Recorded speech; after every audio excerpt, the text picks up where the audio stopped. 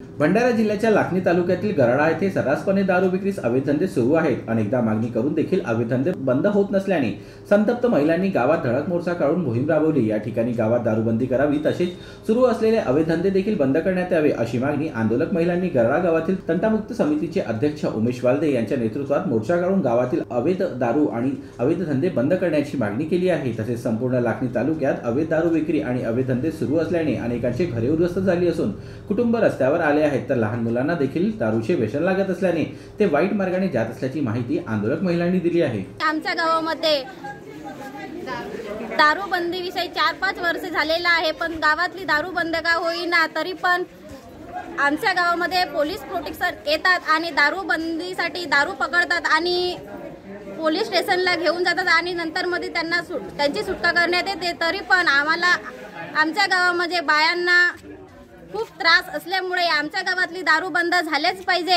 आणि प्रशासनाने आमच्या गावामध्ये लक्ष द्यावे हीच विनंती। आमच्या गावामध्ये दारूचे खूप धंदे सुरू आहेत आणि आम्ही ग्रामपंचायतचे लोक काही गटाच्या बाया खूप प्रयत्न करतात, तरी पण दारूबंदी काही होऊ शकत नाही। आणि आम्हाला शासनाकडून एवढीच मदत पाहिजे की गावामध्ये जे सट्टा जुवा आणि जे काही अवैध धंदे सुरू आहेत ते बंद झाले पाहिजे आणि दारूबंदी झाल्या पाहिजे। दारूमुळे गावामध्ये खूप त्रास होते आणि लोकांची खूप समस्या आहे की गावातली दारूबंदी झालीच पाहिजे।